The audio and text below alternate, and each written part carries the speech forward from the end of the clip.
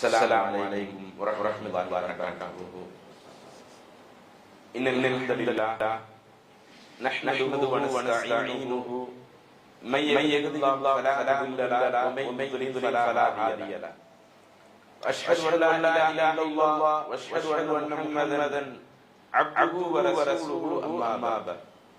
فقد قال الله تعالى في القرآن الكريم: يا أيها الناس اتقوا ربكم الذي خلقكم من نفس واحدة وخلق منها زوجها وبث منهما رجالا كثيرا ونساء واتقوا الله الذي تساءلون به والأرحام إن الله كان عليكم رقيبا. وقال أيضا: كتب عليكم الصيام كما كتب على الذين من قبلكم لعلكم تتقون.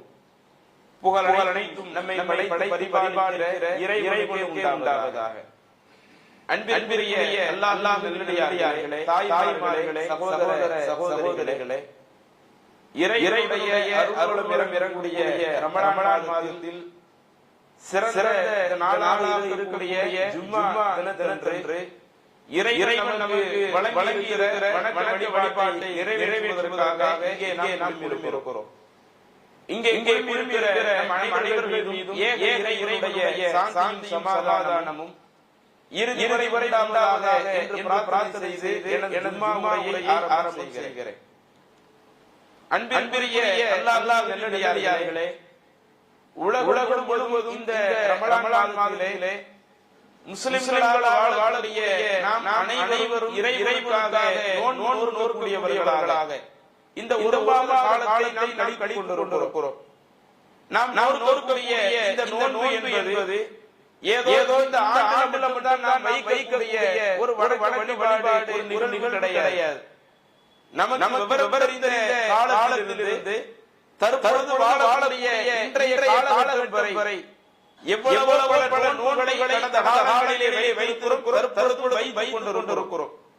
இப்படி நிறைவாக சொன்னால் அந்த நோன்பினுடைய நோக்கம் என்ன? நம்ம பல்வேறு விஷயங்களை நோன்புடைய நோக்கமாக இருக்கலாம். ஆனால் நம்மை படைத்த இறைவன் எதற்காக நம்ம நோன்பு சொல்லுகிறான்? அந்த நோன்பு மூலமாக அல்லாஹ் நம்புபவர்களை எதிர்பார்ப்பார் என்ன என்று நீங்கள் குர்ஆனிலே எடுத்து பார்த்தால் அல்லாஹ் வசனத்தில் நமக்கு அழகாக தெளிவுபடுத்துகிறார்.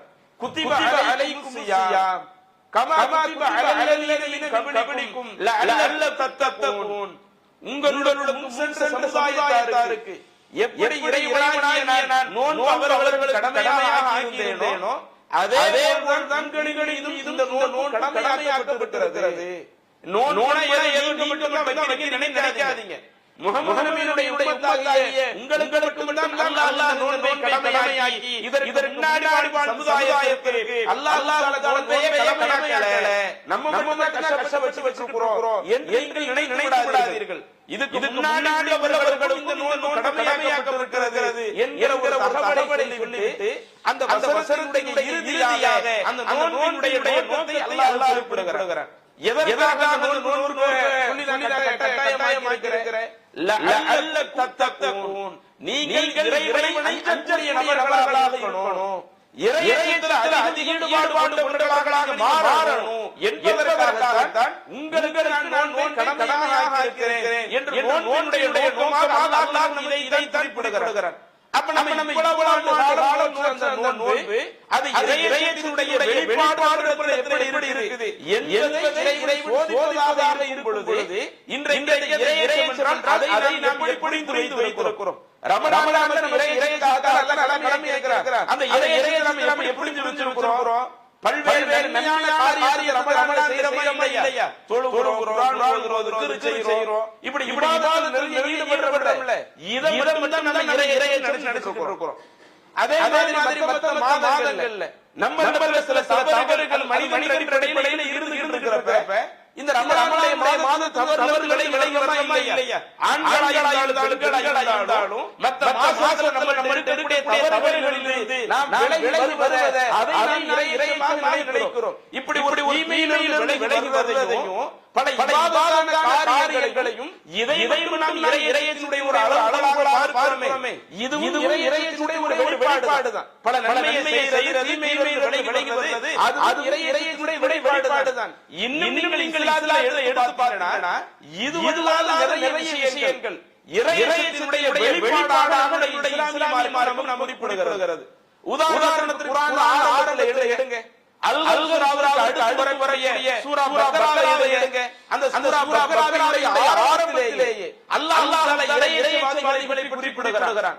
இறையச்சவாதிகள் யார்? அவர்கள் இந்த உலகத்திலே எப்படிப்பட்ட தன்மைகள் எல்லாம் இருக்கும் என்பதை அல்லாஹ் சொல்லுகிறது. அலிஃப் லாம் மீம் என்ற அந்த சூராவை ஆரம்பிக்கிற இறைவன் அதற்கு சொல்லுகிறான், ஸாலிகல் கிதாப், இது இறைவனுடைய ஒரு வேதமாக இருக்குது. லா ரைப ஃபீஹி, இந்த வேதத்தில் எந்த சந்தேகமும் கிடையாது. ஹுதல் லில் முத்தகீன், இந்த அல்லாஹ்வுடைய வேதம் யார் தக்வாதாரியாக இருக்கிறார்களோ, யார் இறையத்தை பேணக்கூடியவர்களாக இருக்கிறார்களோ அவர்கள் இந்த வேதம் அது வழிகாட்டுவதாக இருக்கும். குர்ஆனுடைய அறிவுரைகள் எல்லாம் யார் வழிகாட்டும்? ஒருத்தர் முஸ்லிம் இருக்கிறாங்க, முஸ்லிம் இராலேயே அவனுக்கு இந்த குர்ஆன் வழிகாட்டி விடும் என்று அல்லாஹ் சொல்லவில்லை. ஒருவனுக்கு இந்த குர்ஆன் ஒரு வழிகாட்டியாக இருக்க வேண்டும் என்றால் அவன் முஸ்லிமாக இருப்பதோடு எல்லா சந்தர்ப்பங்களிலேயும் இறைவனை நடக்கக்கூடிய ஒரு தக்வாதாரியாக இருக்கணும். யார் இறையத்தை பேணுகிறார்களோ அவர்களுக்கு இந்த குர்ஆன் வழிகாட்டுவதாக இருக்குது அப்படின்னு அல்லாஹ் சொல்லிட்டு அதற்கு அடுத்த வசனத்திலே சொல்லுகிறான். அந்த இறையவாதிகள் யார்? அவர்களுடைய தன்மைகள் எப்படிப்பட்டது என்பதை சொல்லுகிற பொழுது அல்லதீன யுமினூன பில் கைப், அந்த இறையச்சவாதிகள் மறைவான விஷயத்தை நம்பக்கூடியவர்களாக இருப்பார்கள். இன்றைக்கு நாம கரெக்ட்டா தான் இருக்கிறோம். இஸ்லாமிய மார்க்கம் எதையெல்லாம் மறைவான செய்திகளாக குறிப்பிடுகிறதோ, மலக்குமார்களை குறிப்பிடுகிறது, ஜின்கள் என்ற ஒரு சாராரை இஸ்லாம் குறிப்பிடுகிறது. அந்த மலக்குமார்களை உலக கண்ணால பார்க்க இயலாது, ஜின்களுக்கு உலக கண்ணால பார்க்க இயலாது. இப்படி கண்ணால பார்க்க முடியாத மறைவான பண்புகளை அல்லாஹ் நமக்கு சொல்லுகிற பொழுது அதை நாம் நம்புகிறோமே, அது இறையத்தினுடைய ஒரு வெளிப்பாடுதான். அதற்கு அல்லாஹ் சொல்லுகிறான், அந்த இறையச்சவாதிகள் யுகீமூன ஸலாத், தொழுகையை நிலைநாட்டக்கூடியவர்களாக இருப்பார்கள். அது இறையத்தினுடைய ஒரு வெளிப்பாடுதான். அதற்கு அல்லாஹ் சொல்லுகிறான், இன்னும் அந்த இறையச்சவாதிகள் எப்படிப்பட்டவர்கள் என்றால் நாம் அவர்கள் வழங்கிய அந்த பொருளாதாரத்திலிருந்து யுன்ஃபிகூன் வ மிம்மா ரஸக்னாஹும் யுன்ஃபிகூன், அவர்கள் நாம் வழங்கிய பொருளாதாரத்திலிருந்து செலவு செய்யக்கூடியவர்களாக இருப்பார்கள். இந்த உலகத்துல அல்லாஹ் நம்ம பொருளாதாரத்தை வழங்குறான் இல்ல, நாம கஷ்டப்பட்டு நாம உழைப்போம். உழைச்சு எல்லாரும் கையில காசு எடுத்து சொல்ல முடியாது. நம்மளுடைய கையில் அந்த பொருளாதாரத்தை கொண்டு சேர்க்கிற பொறுப்பு அல்லாஹ்வுடைய கையில இருக்குது. அது அல்லாஹ் குர்ஆனிலே சொல்லி காட்டுறான். நான் அவர்களுக்கு பொருளாதாரத்தை தாராளமாக வழங்குவேன். சில நபர்களுக்கு நான் பொருளாதார குறை வழங்குவேன். ஒருவர் பொருளாதார அதிகமாக வழங்கப்படுவதும் குறை வழங்கப்படுவதும் இறைவனாகிய என்னுடைய நிலையில இருக்குது என்பதை அல்லாஹ் குறிப்பிடுகிறான். இப்படி குறிப்பிடைய இறைவன் இறையச்சவாதிகளை சொல்லுகிற பொழுது வமிம்மா ரஸக்னாஹும் யுன்ஃபிகூன், அந்த இறையச்சவாதிகள் நாம் அவர்களுக்கு கொடுத்த இறைவனுடைய அந்த பொருளாதாரத்திலிருந்து அவர்கள் செலவு செய்யக்கூடியவர்களாக இருப்பார்கள். அப்ப இறையத்தில் அல்லாஹ் எந்த தன்மையை சேர்க்கிறான்? பொருளாதார செலவு செய்யக்கூடிய ஒரு தன்மையை சேர்க்கிறான். ஆனா நம்ம என்ன காலத்துல யோசிக்கிறோம்? இறைவனை நம்ம எதை யோசிக்கிறோம்? வணக்க வழிபாடு செய்வதையும் ஒரு தீமையான காரியத்தில் விலகுறதையும் அதை விட இறைவனை யோசிக்கிறோம்.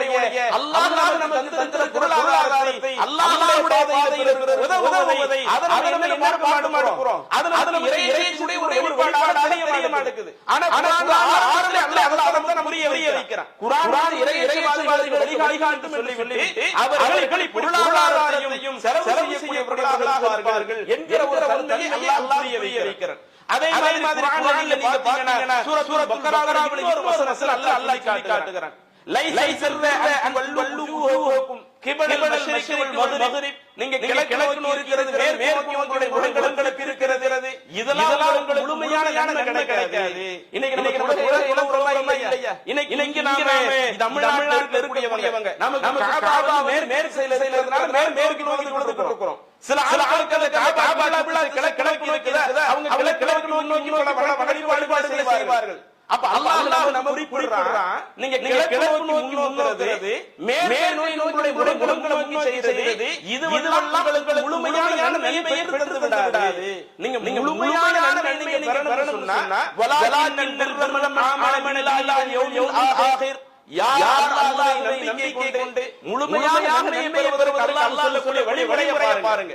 யார் அல்லாஹ்வை நம்பிக்கை கொண்டு வல் யௌமில் ஆகிர், மறுமை நாளை நம்பிக்கை கொண்டு வல் மலாயிகதி வல் தாதீ வல் நபியின் மலக்குமார்களை இறைவனுடைய வேதத்தை நபிமார்களை யார் நம்பிக்கை கொண்டு அதற்கு அடுத்து அல்லாஹ் சொல்லுகிறான் வஆத்தல் மால அலாஹிஹி, இறைவன் வழங்கிய பொருளாதாரம் இருக்குது, அந்த பொருளாதாரத்தை இறைவனுடைய நேசத்திற்காக யார் பிறருக்கு கொடுக்கக்கூடியவர்களாக இருக்கிறார்களோ, பிறர்கள் யார் அல்லாஹ் அடுத்த பட்டியலை சொல்லுகிறான். ஸவில் குர்பா வல் யதாமா வல் மசாகின் வபனி ஸபீல் வஸாயின வஃபிராத், ஏழைகள் வருவார்கள், யார் வர முடியும்வாங்க, சொந்த பந்தங்கள் உள்ளவர்கள் வருவாங்க, தேவையான உள்ளவர்கள் வருவாங்க, அவர்களை கண்டறிந்து இறைவனுடையதற்காக யாருடைய பொருளாதாரங்களை கொண்டாடுறார்களோ, அடுத்த உலகிலே நடத்துகிறார்களோ, அடுத்தவர்களை ஏதேனும் வாசி கொடுத்தால் ஒரு ஒப்பந்தம் செய்தால் யார்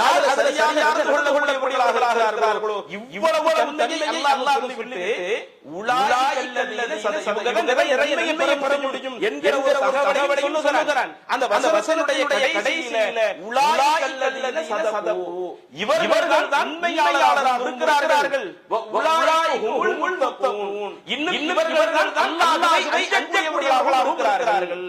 அப்ப இறைவனை அஞ்சக்கூடிய நம்முடைய ஒரு தன்மையாக அல்லாஹ் தந்த பொருளாதாரத்தை சொந்த பந்தத்திற்கு தேவையானவர்களுக்கு நம்மளுடைய யாசகத்துக்கு வந்து நிற்கக்கூடியவர்களுக்கு அடிமைகளை விடுதலை செய்வதற்கு இன்றைய அடிமைகள் இல்ல, ரசூலுல்லாஹ் ஸல்லல்லாஹு அலைஹி வஸல்லம் அடிமைகள் எல்லாம் இருந்தாங்க. அந்த அடிமைகளை விடுதலை செய்வதற்கு பொருளாதாரம் கொடுக்கிறது யார் நல்ல பணிகளில் தங்களுடைய பொருளாதாரத்தை செலவு செய்கிறார்களோ இவர்கள் நன்மையாளர்களாக இருக்கிறார்கள், இறைவனுடைய நன்மையை பெறக்கூடியவர்களாக இருக்கிறார்கள், இவர்கள் இறைவனை அஞ்சக்கூடியவர்களாக இருக்கிறார்கள் என்று இறையச்சத்திற்கு தருதலை அல்லாஹ் சம்பந்தப்பட்டு சொல்லுகிறானே. அதே மாதிரி எடுத்து பாருங்க, அதுல ஒரு வசனம் அல்லாஹ் சொல்லி காட்டுகிறான், வஸாரி இலா மக்ஃபிரத்தின் ரப்பிக்கும் வ ஜன்னத்தின் அர்து ஸமாவாத் வல் அர்து உஇத்தத் லில் முத்தகீன். மனிதர்களே என்ன செய்யுங்க, அல்லாஹ்வுடைய மன்னிப்பை நோக்கி விரைவோடுங்கள். அதே போல வானங்களையும் பூமியையும் உள்ளடக்குகிற அந்த சொர்க்கத்தை நோக்கி நீங்கள் விரைவோடுங்கள்.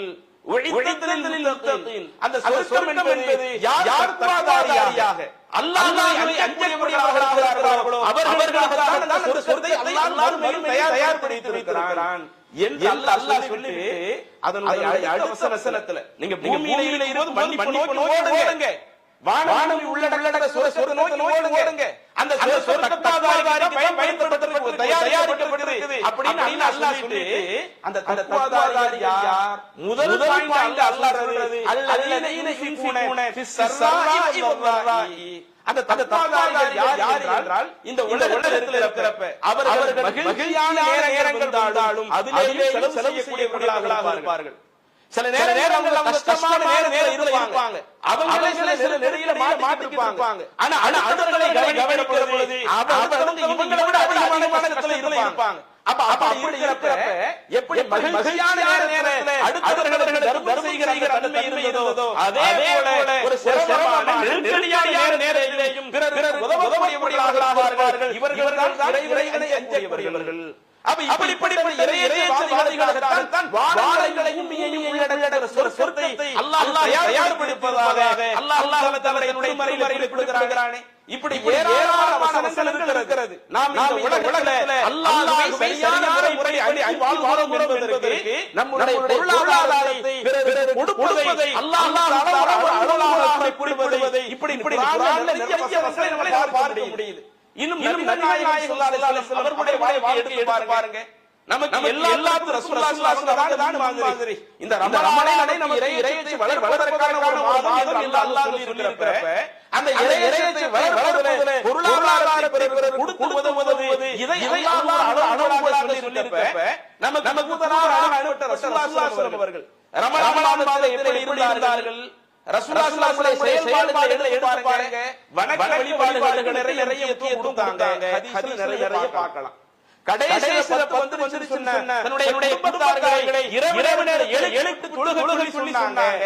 இது நம்ம ஹதீஸ்ல பார்க்கலாம். இப்படி போன்ற வணக்க வழிபாடுகள் அல்லாஹ்விடத்தில் அதிகம் இருந்ததை போல், ذிக்ர் செய்யக்கூடிய காரியங்கள் அல்லாஹ்விடத்தில் அதிகம் இருந்ததை போல், குர்ஆனுடைய வசனங்களை ஓதுவது போன்ற காரியம் அதிகமாக இருந்ததை போல், இறையச்சம் என்பது ஒருவர் தர்மம் செய்கிற விஷயத்தில் நடக்கிறது என்று சொல்கிற விஷயத்திலேயும் அல்லாஹ்வுடைய சரியானவர்களா இல்லையா?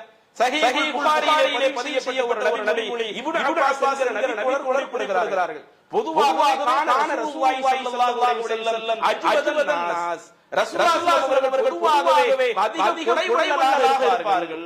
மற்றவர்களோடு ஒப்பிட்டு பார்க்கிறப்ப பல கஷ்டங்களை ரசூலுல்லாஹி சந்திச்சாங்க. பொருளாதார கடுமையான நெருக்கடிகளை சந்திச்சாங்க. அப்படிப்பட்ட நேரத்திலும் இறைவன் அல்லாஹ்வின் தூதர் வழங்கியிருக்கக்கூடிய பொருளாதாரத்தை மற்ற நபர்களை விட அஜ்வதன் நாஸ் அதிகமாக வாரி வழங்கக்கூடிய தன்மை இது பொதுவாக எல்லா சந்தர்ப்பத்திலும் ரசூலுல்லாஹி அவர்கள் தன்மை இருக்கும் என்று சொல்லிவிட்டு அடுத்து குறிப்பிடுகிறார்கள். வகான அஜ்வது மா யகூனு ஃபீ ரமலான ஹீன யல்லாஹு ஜிப்ரீல். ரமலான் மாதத்திலே ஜிப்ரீல் அலைஹிஸ்ஸலாம் அவர்கள் அல்லாஹ்வின் தூதரை சந்திப்பார்கள். ஒவ்வொரு ரமலானிலும் ஜிப்ரீல் அலைஹிஸ்ஸலாம் அவர்கள் அல்லாஹ்வின் தூதரை சந்திப்பதற்கு வருவார்கள். எதற்காக வருவாங்க? அதுவரை என்னென்ன குர்ஆன் வசனங்கள் இறைவன் புறத்திலிருந்து அருளப்பட்டிருக்கோ அதை ரசூலுல்லாஹி ஸல்லல்லாஹு அலைஹி வஸல்லம் சொல்லி அதை ரசூலுல்லாஹி அவர்கள் சரிபார்த்து இந்த ஒரு பணியை செய்வதற்காக ஒவ்வொரு ரமலானிலேயும் ஜிப்ரீல் அலைஹிஸ்ஸலாம் செய்வார்களாம். அல்லாஹ்வின் தூதரிடத்திலே வருவார்களாம். ரசூலுல்லாஹி அவர்கள் அது குர்ஆன் வசனங்களை ஓதி காட்டக்கூடிய அந்த தன்மையை ரமலானில் வைத்திருப்பார்களாம்.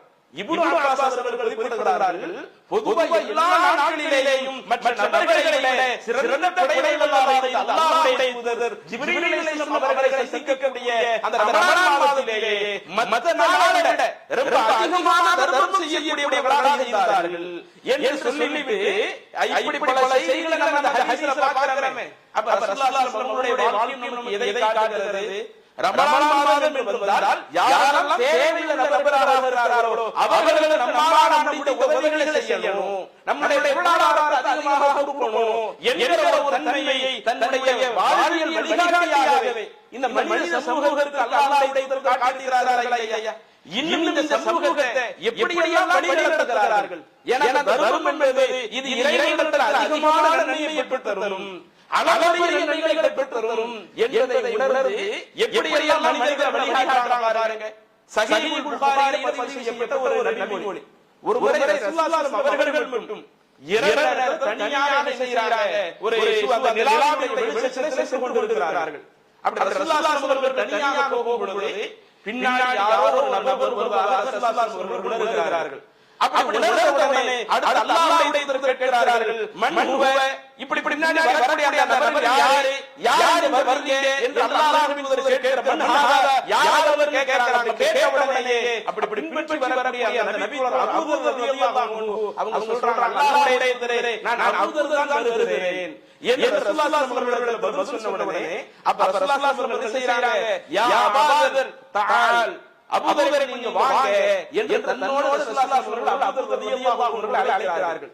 அழைத்து ரெண்டு பேரும் இரவு நேரத்தில் போய் கொண்டிருக்கிறார்கள். அப்படி போகக்கூடிய நேரத்தில் அபூ தர் ரலியல்லாஹு அன்ஹு குறிப்பிடுறாங்க, அல்லாஹ்வுடைய தூதர் எனக்கு ஒரு அறிவுரை சொன்னார்கள். எப்படிப்பட்ட ஒரு அறிவுரை?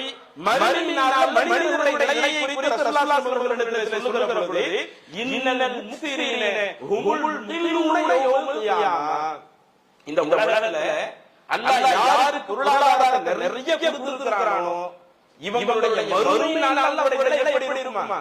உலகத்துல நிறைய கோடி கோடியா வச்சிருப்பான், லட்சமா வச்சிருப்பான்.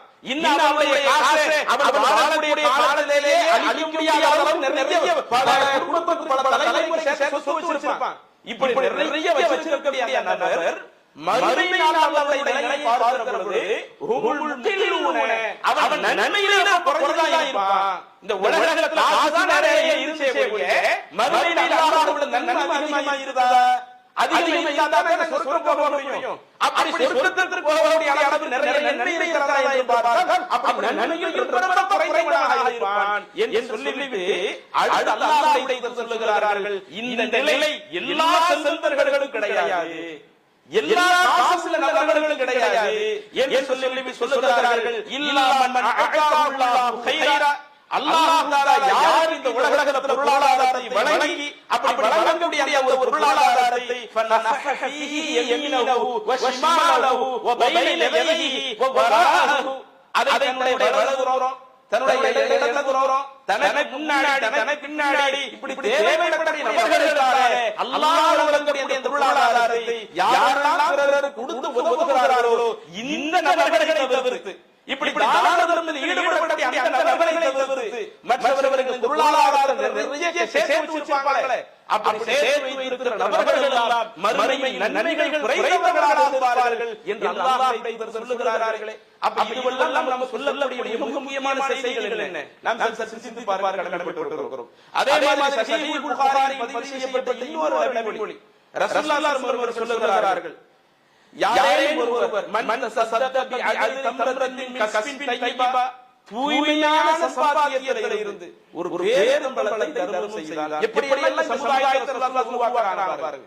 நம்ம சம்பாதிக்கிற சம்பாத்தியம் அது ஹலாலா இருக்க கூடாது, மார்க்கம் காட்டக்கூடிய வரம்பு மீறியதா இருக்க கூடாது, மார்க்கம் காட்டிய வரம்பு உட்பட்டு சம்பாதித்து அதில் கிடைக்கக்கூடிய வருவாய் குறைவாக இருந்தாலும் அதை நாம பயன்படுத்துற மாதிரியே மன் தஸத்தக பிஅஜரி தம்ரத்தின் கஸ்பின் தய்யிபா, அந்த தூய்மையான சம்பாத்தியத்திலிருந்து ஒரு பேரும்பலத்தை தர்மம் செஞ்சாலும் இன்னல்லாஹ யதகப்பலு யமீனிஹி, அல்லாஹ் தஆலா அதை தன்னுடைய வலக்கரத்தால் பெற்றுக் கொள்கிறான். நம்ம கொடுக்கக்கூடிய ஒரு பேரும்பலத்தை அல்லாஹ்வே தன்னுடைய கையால் பெற்றுக்கொண்டு அதை நன்மையை படிப்படியாக வளர்ப்பான். கடைசியில் அந்த ஒரு பேரும்பலத்தினுடைய நன்மை ஹத்தா தகுன மிஸ்ல ஜபல், அது ஒரு பெரிய மலையளவு வரக்கூடிய அளவுக்கு அல்லாஹ் தஆலா நன்மையை மாற்றி விடுவான் என்று அல்லாஹ்வுடைய தூதர் சொல்லுகிறார்களே.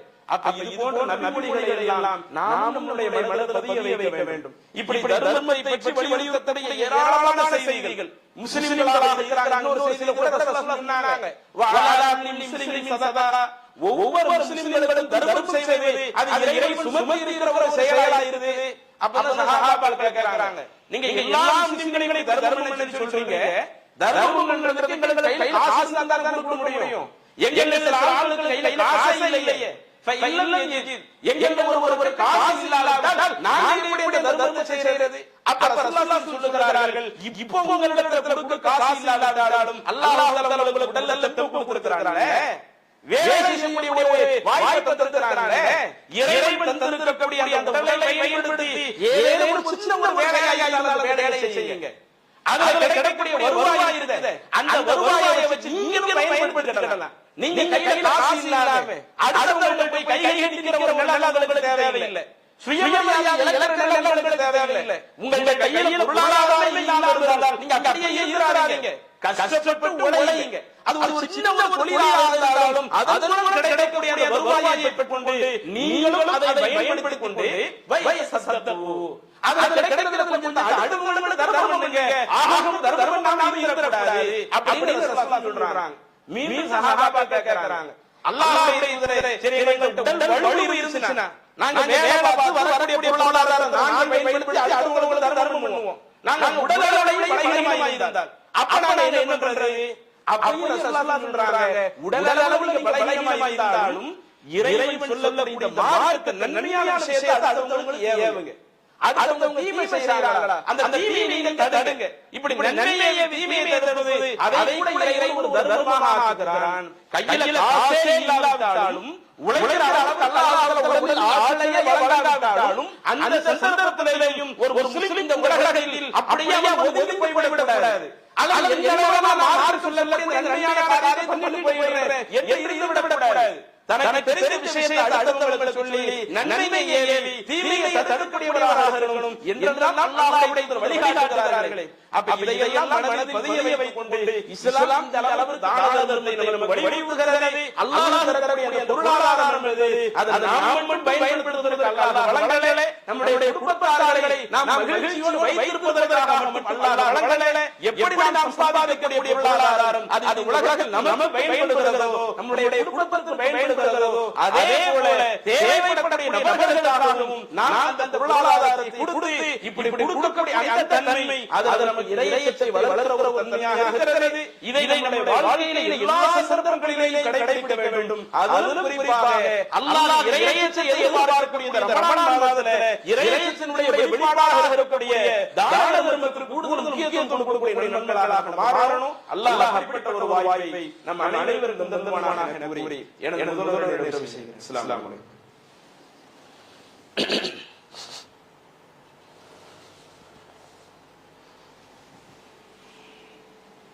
அன்பிற்குரிய அல்லாஹ்வின் நல்லடியார்களே, அல்லாஹ்வின் அருளால் நம்முடைய ஜமாத் சார்பாக ஏராளமான மார்க்க மற்றும் சமுதாய பணிகளை நாம் தொடர்ச்சியாக செய்து வருகிறோம்.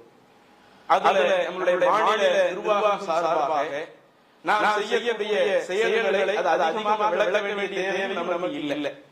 ஒரு முதியோர் இல்லங்கள், சிறுவர் இல்லங்கள், இஸ்லாமிய கல்லூரி, மதரசா, ஒரு இஸ்லாத்தை உலகளார ஏற்றுவிட்டு நான் இஸ்லாத்தை ஏற்றுட்டேன், நான் இஸ்லாத்துக்கு தெரிஞ்சுக்க நினைக்கிறேன், எனக்கு ஏதாவது ஏற்பாடு செய்யுங்கள் சொன்னால் அதற்கு அவர்கள் மார்க்கத்தை சொல்லிக் கொடுக்கக்கூடிய ஒரு அலை இல்லங்களை ஆண்களுக்கு பெண்களுக்கு தனியாக நடத்தக்கூடிய இது போன்ற பல்வேறு சேவை நிறுவனங்களை நாம் தொடர்ச்சியாக நடத்தி வருகிறோம். அதுல குறிப்பாக சொல்வதாக இருந்தால் முதியோர் இல்ல சிறுவர்களை பொறுத்தவரையிலே அல்லாஹ்வுடைய பாதையில் ரமலான் மாதத்தில் நிறைய பேர் வழங்குகிறார்கள். ஜகாத்துடைய அந்த தொகையிலிருந்து வகையாக அதிகமாக கொடுக்கறாங்க. அதே மாதிரி நன்கொடையாக போன்ற வகையை அதிகமாக கொடுக்கறாங்க. ஆனால் அந்த இரண்டு இல்லங்களை தாண்டி இதர நிறுவனங்களை எடுப்பார்கள், இஸ்லாமிய கல்லூரிகளை எடுப்பார்கள். இன்றைக்கு அல்லாஹ்வுடைய அருளாலே தொடர்ச்சியாக நாம் இஸ்லாமிய கல்லூரிகளை நடத்தி வருகிறோம். நாள் வருட கல்வியை நம்ம அவர்களுக்கு கொடுத்து ஆண்களுக்கான இஸ்லாமிய கல்லூரியில் படிக்கக்கூடியவர்களுக்கு எந்த ஒரு தொகையையும் நாம் மாதாந்திர கட்டணமாக நீங்க செமஸ்டர் ஃபீஸ் கொடுங்க, அல்லது உணவு கட்டணம் கொடுங்க, அல்லது ஹாஸ்டல் ஃபீஸ் கொடுங்க என்று ஒவ்வொரு வருடம் அல்லது ஒவ்வொரு மாதம் சொல்லி எதையும் நம்ம வாங்காம முழுக்க நம்மை போன்ற சகோதரருடைய பங்களிப்புல இன்றைக்கு நான் அந்த இஸ்லாமிய கல்லூரியை நடத்தி வருகிறோம். அதே போல ஹிஃபுல் மதரசா இன்றைக்கு குர்ஆனை மனப்பாடம் பண்ணக்கூடிய ஒரு சமூகத்தை நாம் உருவாக்கணும். ரமலான் மாதம் வருகிற பொழுது அதிகம் எங்க வெளி மாநிலங்களில் நிறைய பேர் குழுக்கள் வந்து இருக்காங்க. இந்த பணியை நாம கையில எடுக்கணும். நாம நம்முடைய சகோதரர்களை, நம்ம குடும்பத்தில் உள்ள சிறார்களை அதிகமான மனப்பாடம் செய்யக்கூடிய நபர்களாக உருவாக்கணும் என்கிற இந்த ஒரு முயற்சியை நம்ம கையில எடுத்து அந்த ஹிஃபுல் மதரசாவையும் நாம் திருச்சியில தொடர்ச்சியாக நடத்தி வருகிறோம். அப்படி செயல்படுகிறது ஹிஃபுல் மதரசாவிலேயும் அவங்களுக்கு உணவு கட்டணமாக மாசம் கொடுங்க, அல்லது எஜுகேஷன் ஃபீஸ்களை இவ்வளவு கொடுங்க, ஹாஸ்டல் ஃபெசிலிட்டிக்காக அந்த ஃபீஸ் இவ்வளவு கொடுங்க என்று எந்த ஒரு தொகையையும் நாம் அவர்களிடம் வாங்காம முழுக்க நம்மை போன்ற சகோதரர்களுடைய அந்த பொருளாதார ஒத்துழைப்பை வைத்தான் இவ்வளவு விஷயங்களை நாம் தொடர்ச்சியாக நடத்தி வருகிறோம். இன்னும் சேவை நிறுவனங்கள் எல்லாமே நம்முடைய மாநில நிர்வாகம் சார்பாக எத்தனையோ பல்வேறு விஷயங்களை நாம் மக்களிடத்தில் தொடர்ச்சியாக கொண்டு வருகிறோம். உதாரணத்துக்கு சொல்றதா இருந்தா இன்றைக்கு வட மாநிலங்களில் நடைபெறக்கூடிய நிகழ்வுகள் எடுத்து பாருங்கள். ஊபியாக இருக்கட்டும், மகாராஷ்டிராவா இருக்கட்டும், இன்றைக்கு என்ன நிலை? வெள்ளிக்கிழமை பள்ளி வாசல்ல என்ன செய்யறாங்க? பள்ளி வாசலை தாழ்வாயின்னு மூடுறான். எதுக்கு மூடுறான்? இன்றைக்கு கோழி பண்டிகை, அந்த பண்டிகையில இந்துக்கள் எல்லாம் நாங்கள் எல்லாரும் பண்டிகை கொண்டாடுறதுனால அதுல வந்து சில வண்ணங்களை எல்லாம் விஷயம் கொண்டாடுறாங்க. நம்ம அந்த பண்டிகைக்கு உள்ள போக விரும்பல, அது கொண்டாடக்கூடாது. நம்ம அடுத்தவருடைய விஷயங்களுக்கு நாம் உள்ள போக மாட்டோம். இஸ்லாம் மார்க்கம் நம்ம அனுமதிக்கல. இஸ்லாம் மார்க்கம் எதை அனுமதிக்குதோ அதை முஸ்லிம்கள் செய்வாங்க. இஸ்லாம் மார்க்கம் எதை அனுமதிக்கலையோ மற்றவர்கள் அவருடைய நம்பிக்கையை செய்து கொண்டால் அது தாராளமாக செஞ்சுக்கிறது, பிரச்சனை இல்லை. ஆனா என்ன பண்றாங்கன்னா பள்ளிவாசல்ல தாழ்வாயில் இழுத்து விட வேண்டிய தேவை என்ன? இன்றைக்கு பள்ளிவாசல்ல இழுத்து கேட்டா ஏதாவது பிரச்சனை வரும். இன்னும் உள்ள போனா காவல்துறையில அறிவு பண்றாங்க, இந்த வெள்ளிக்கிழமை தொழுகை வெளியே வர்றதை தவிர்க்கணுங்க. இப்படி அறிவு பண்றதுக்கு யார் அதிகாரம் இருந்தா? இப்படி நாட்டில் ஏதாவது சொல்லப்பட்டிருக்குதா? இன்றைக்கு இந்துக்கள் இருக்கிறாங்க, நம்பிக்கை அடிப்படையில் பிரச்சனை இல்லை. இஸ்லாமியர்களுக்கு உரிமை கொடுத்திருக்கிறது.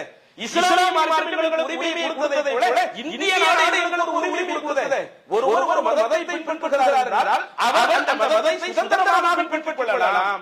அவருடைய மத விஷயங்களை அவர் செய்து கொள்ளும்போது அடுத்தவர்கள் தடப்படக்கூடாது, இதை செய்யக்கூடாது சொல்லக்கூடாது என்றெல்லாம் நம்முடைய நாட்டுடைய சட்டமும் எங்களுக்கு அதனுடைய உரிமையை கொடுத்திருக்க ஒவ்வொரு எல்லா நபர்களும் தெரியும். முஸ்லிம்கள் என்று சொன்னால் மற்ற நாடுகளில் பள்ளிவாசல் வருவாங்களோ இல்லையோ, ரமலான் மாதத்துல எல்லா நாளும் வருவாங்க. இதர நாடுகளில் மற்ற நாடுகளில் பள்ளிவாசல் வருவாங்களோ இல்லையோ, வெள்ளிக்கிழமை வந்து விட்டால் மற்ற நேரங்களில் தொழுகாதவர்களும் பள்ளிவாசல்ல தொழுவாங்க. இது உலகமே அறிந்த ஒரு விஷயம்.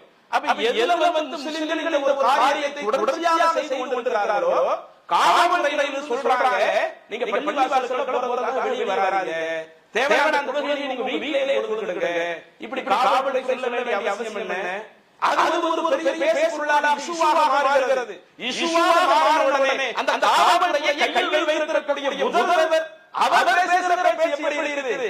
இன்றைக்கு மற்ற வெளிநாடுகளிலேயே சொல்லுகிறார்கள், இந்தியாவில் தொடர்ச்சியாக மதவெறு பிரச்சாரங்கள் அது தீவிரமாக போய் கொண்டிருக்கிறது. மனிதர்கள் மத்தியில் மத ரீதியில பிரிவுபடுத்தக்கூடிய ஒரு வேலையை இந்தியா இருக்கிறது. இன்னும் மதவெறு பிரச்சாரத்தை பேசக்கூடிய முதல் ஆளாக ஊபியுடைய முதல்வராக இருக்கக்கூடிய யோகி இருக்கிறார் என்று அடுத்தவர்களே இந்த நாட்டை பற்றி ஏற்றக்கூடிய இந்த அளவுக்கு பேச்சுகள் போயிருது. முதல்வராக இருக்கிறவரு, காவல்துறையை கட்டுப்பாட்டில் வச்சிருக்கிறவரு இப்படி காவல்துறை சொன்னது சரி கிடையாது. முஸ்லிம்கள் நீங்க தாராளமாக பள்ளிவாசல் வாங்க, உங்களுடைய மத விவகாரங்களில் எந்த ஒரு சிரமமும் இருக்காது, நாங்கள் அதனுடைய முழு பாதுகாப்பு கொடுக்கிறோம், உங்களை காக்கக்கூடிய ஒரு அரணாக இருக்கிறோம் என்று சொல்வதற்கு பதிலாக காவல்துறை பேசக்கூடிய அந்த பேச்சு ஒரு முதல்வர் ஆவது பேசுகிறார் சொன்னால் அப்ப இந்த அளவு வடமாநிலங்கள் போயிட்டு இருக்கிறது. ஆனா அல்லாஹ்வுடைய அருளால இதனால தமிழ்நாட்டுல அப்படி இல்ல. அப்பப்ப சில இடங்களை கொண்டு வருவார்கள், ஏதாவது இஷ்யூவாகும், ஏதாவது சில விஷயங்களை சென்சிட்டிவாக மாத்துவோம். திருப்பரங்குன்ற விஷயம் எடுத்தாங்களா இல்லையா? அந்த திருப்பரங்குன்ற விஷயத்துல தேவையில்லாம அழகாக பலங்களை அவங்களுடைய வழிபாடுகளை தங்களுடைய நம்பிக்கை எப்படி சிந்திக்கிட்டு இருக்கிறப்ப அதற்கு வடமாநிலங்கள் முன்னே நுழைவதை போல இங்க அவ்வப்போது முன்னே நுழைத்தாலும் இங்க இருக்கிற மக்கள் ஒரு தெளிவோடு இருக்கிறாங்கல்ல. இந்த தெளிவு உள்ள நபர்களை எப்படி கிடைத்தது? நம்முடைய தமிழகத்தில் நபர்களை இது போன்ற மதவெறு பிரச்சாரங்கள் செய்யப்பட்டாலும் அதில் எல்லா மக்களும் யார் மதவெறு பிரச்சாரம் செய்கிறார்கள், இவர்கள் தமிழ்நாட்டினுடைய நலனுக்கு உகந்தவர்கள் கிடையாது, இது மனிதர்களுடைய நலனுக்கு உகந்தவர்கள் கிடையாது என்று அது போன்ற சாரார்களை அப்புறப்படுத்தக்கூடிய அளவு வருவது சொன்னால் இதனுடைய ஜமாத்துடைய பங்களிப்பும் அதிகமாக இருக்கிறது.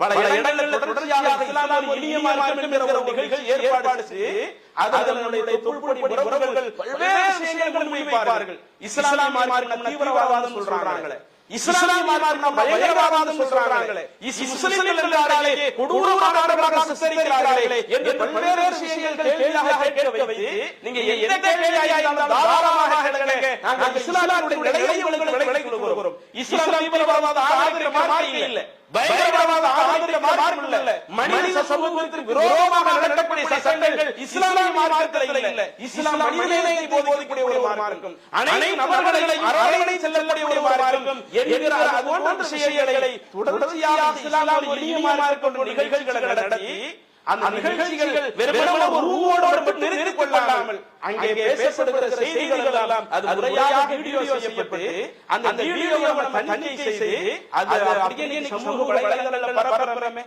ஒவ்வொரு கேள்விகளால தனித்தனியாக எடுத்து பரப்புறமே.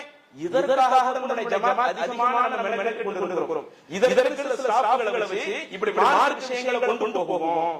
இது போன்ற மார்க்க விஷயங்களை நாம் தொடர்ச்சியாக கொண்டு போனால்தான் தமிழகத்திலே எங்கேயும் மதவெறு பிரச்சாரம் அது தலையிட ஆரம்பித்தால் அப்படி தலையிடக்கூடியதை அடியோடு கிள்ளியே எறியக்கூடிய ஒரு வேலையையும் இது போன்ற ஜமாத் செய்கிறோமே. இப்படி பிரச்சார பணிகளை எடுப்பார்கள், நம்முடைய சமுதாய பணிகளை எடுப்பார்கள், ஏராளமான தொடர்ச்சியாக செய்து வருகிறோம். இதற்கான பொருளாதார உதவிகள் மிக அதிகம் தேவைப்படுகிறது. உங்களுடைய பொருளாதார உதவிகள் மூலமாகத்தான் இது போன்ற பல நல்ல பணிகளை நம்முடைய ஜமாத் சார்பாக தொடர்ச்சியாக வருகிறோம். எனவே வந்திருக்கக்கூடிய ஒவ்வொரு சகோதர சகோதரிகளும் இதை உங்களுடைய மனதில் பதிய வைத்து இறைவனிடத்தில் நன்மையை எதிர்பார்ப்பவர்களாக இன்ஷா அல்லாஹ் இன்றைய ஜும்மா தினத்தினுடைய வசூல் முழுக்க இது போன்ற நல்ல பணிகளுக்காக நம்முடைய நிர்வாகம் சார்பாக பயன்படுத்தப்பட இருக்கிறது. எனவே வந்திருக்கக்கூடிய நபர்கள் அல்லாஹ்விடத்தில் அதிக நன்மை எதிர்பார்ப்பவர்களாக தங்களுடைய பொருளாதார அதிகம் வழங்கலை கேட்டுக்கொண்டு நிறைவு செய்கிறேன். வாஹ் தஅவானா அனில் ஹம்துலில்லாஹி ரப்பில் ஆலமீன். அஸ்ஸலாமு அலைக்கும் வரஹ்மத்துல்லாஹி வபரகாத்துஹு.